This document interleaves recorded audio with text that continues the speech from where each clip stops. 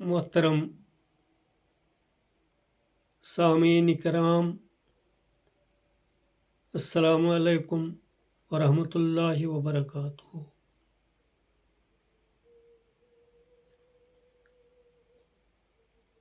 شاہ ہمدان علیہ رحمہ مشن کے سلسلے میں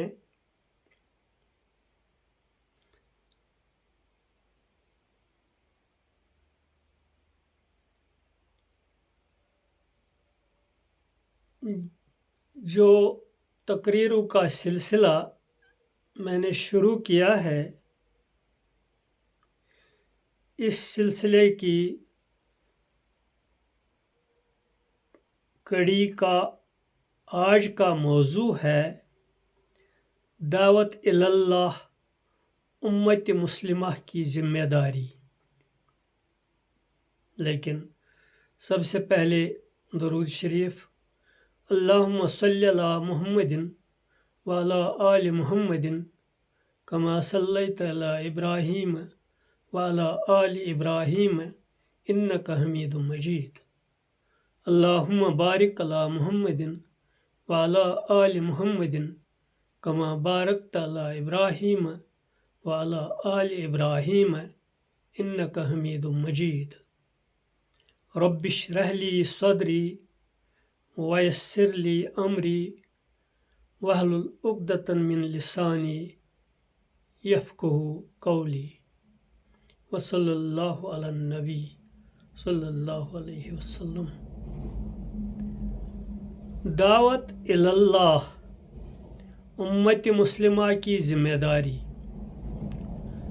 قرآن کی سورۃ البقرہ میں امت محمدی کو امت وسط کہا گیا ہے، یعنی بیچ کی امت، مڈل کمیونٹی۔ اس کا مطلب یہ ہے کہ امت محمدی رسول اور عام انسانوں کے درمیان ہے۔ اس کو رسول سے جو خدائی ہدایت ملی ہے، اس کو نسل در نسل تمام انسانوں تک پہنچانا ہے۔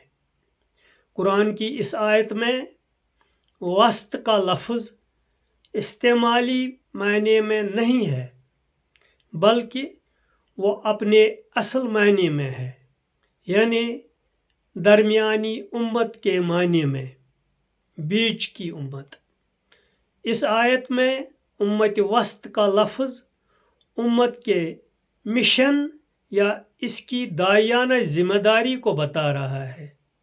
وہ ہرگز کسی کی پراسرار فضیلت کا بیان نہیں ہے۔ قرآن کی اس آیت میں امت محمدی کے داخلی اوصاف کو بیان نہیں کیا گیا ہے، بلکہ اس میں امت کی خارجی ذمہ داری کو بیان کیا گیا ہے۔ وہ خارجی ذمہ داری یہ ہے کہ امت اللہ کے نقشِ تخلیق یعنی کریشن پلان آف گاڈ سے لوگوں کو باخبر کر دے۔ وہ ہر زمانے اور ہر نسل میں اس دعوتی کام کو جاری رکھے گا۔ یہ دعوتی مشن ہی وہ مشن ہے جس کی ادائیگی پر امت محمدی کا امت محمدی ہونا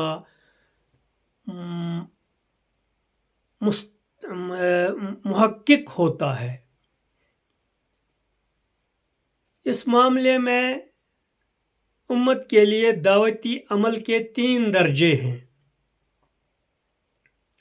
امت کے ہر فرد کو اپنی صلاحیت کے اعتبار سے ان میں سے کسی درجے میں اپنے داعی ہونے کی حیثیت کو ثابت شدہ بنانا ہے۔ جو لوگ اس عمل میں شرکت نہ کریں، ان کے دوسرے اعمال خدا کی نظر میں بے قیمت ہو جائیں گے۔ اس معاملے میں خدا کا جو معیار ہے وہ پیغمبر اور پیغمبر کی امت دونوں کے لیے یکساں ہے۔ اس معاملے کا پہلا درجہ وہ ہے جس کو شریعت میں نیت کہا جاتا ہے۔ یعنی نیت کے اعتبار سے دعوت کے عمل میں شریک ہونا، تاہم یہ نیت کسی لفظی تکرار کا نام نہیں ہے، یہ دل کی گہرائیوں کے ساتھ تڑپنے کا نام ہے۔ ہر مومن کے لیے ضروری ہے کہ وہ دوسری قوموں کی ہدایت کا حریص ہو، وہ ان کی گمراہیوں کو دیکھ کر بے چین ہو جائے، وہ اپنی تنہائیوں میں ان کی ہدایت کے لیے دعا کرے، یہ جذبہ اتنا شدید ہو کہ اس پر سوچتے ہوئے اس کی آنکھوں سے آنسو ابل پڑیں۔ دوسرا درجہ یہ ہے کہ اہل ایمان شدت کے ساتھ اس کا اہتمام کریں کہ ان کی ذات کسی بھی اعتبار سے دعوت کے راستے میں رکاوٹ نہ بنے، وہ کوئی بھی ایسا عمل نہ کریں جو لوگوں کے دل میں اسلام کے خلاف نفرت اور بیزاری پیدا کرے، وہ ایسے ہر عمل سے مکمل پرہیز کریں جو داعی اور مدعو کے درمیان، مدعو اس شخص کو کہتے ہیں جس کو دعوت دی جائے،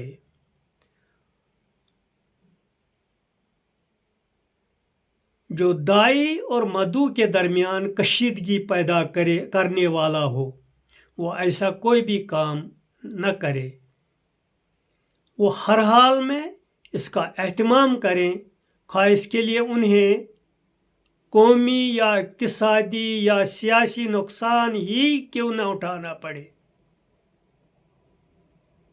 نوٹ کریں، وہ ہر حال میں اس کا اہتمام کریں، خواہ اس کے لیے انہیں قومی یا اقتصادی یا سیاسی نقصان ہی کیوں نہ اٹھانا پڑے۔ دعوت کی اتنی اہمیت ہے۔ تیسری چیز براہ راست دعوت ہے، یعنی خدا کے بندوں کو دین حق کی طرف بلانا۔ دعوت اور تبلیغ کو قرآن میں دعوت اللہ کہا گیا ہے، یعنی اللہ کی طرف بلانا، انسان کو اس کے خالق اور مالک کے ساتھ جوڑنا۔ اللہ کی طرف بلانے کا مطلب یہ ہے کہ اللہ کے بندوں کو یہ بتایا جائے کہ اللہ کی زمین پر تمہارے لیے زندگی کا صحیح طریقہ صرف یہ ہے کہ تم اللہ کے بندے بن کر رہو۔ انسان کے لیے دنیا کی زندگی میں صرف دو رویے ممکن ہیں، ایک خود رخی اور دوسرا خدا رخی۔ خود رخی زندگی یعنی سیلف اورینٹڈ لائف میں گھمنڈ اور حسد اور انانیت جیسے جذبات جاگتے ہیں۔ انسان یہ سمجھنے لگتا ہے کہ حق وہ ہے جس کو وہ حق سمجھے اور باطل وہ ہے جس کو وہ باطل قرار دے۔ خدا رخی زندگی یعنی گاڈ اورینٹڈ لائف کا معاملہ اس کے بالکل برعکس ہے۔ خدا رخی زندگی آدمی کے اندر ابدیت، تواضع یعنی نرمی، انکساری، اعتراف اور خود احتسابی جیسے جذبات ابارتی ہے۔ پہلی صورت میں انسان اگر خود پرست بن جاتا ہے تو دوسری صورت میں وہ خدا پرست بن جاتا ہے۔ دعوت اللہ یہ ہے کہ انسان کو خود رخی زندگی کے برے انجام سے آگاہ کیا جائے اور اس کو خدا رخی زندگی اختیار کرنے کی دعوت دی جائے۔ ان دونوں قسم کی زندگیوں کو جاننے کا معتبر اور مستند ماخذ خدائی تعلیمات ہیں جو قرآن اور سنت کی صورت میں محفوظ طور پر ہمارے پاس موجود ہیں۔ دعوت اللہ کا کام ایک خالص اخروی نوعیت کا کام ہے۔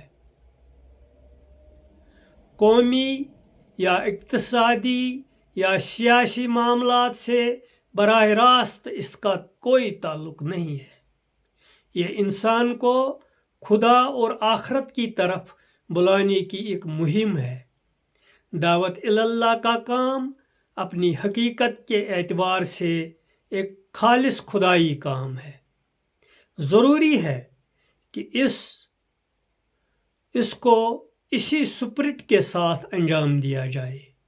اس سپرٹ کے بغیر جو کام کیا جائے وہ دعوت اللہ کا کام نہ ہوگا، خواہ اس کو دعوت اللہ کے نام پر جاری کیا گیا ہو۔ باقی آئندہ۔ وآخر الدعوانا ان الحمد للہ رب العالمین وباللہ توفیق۔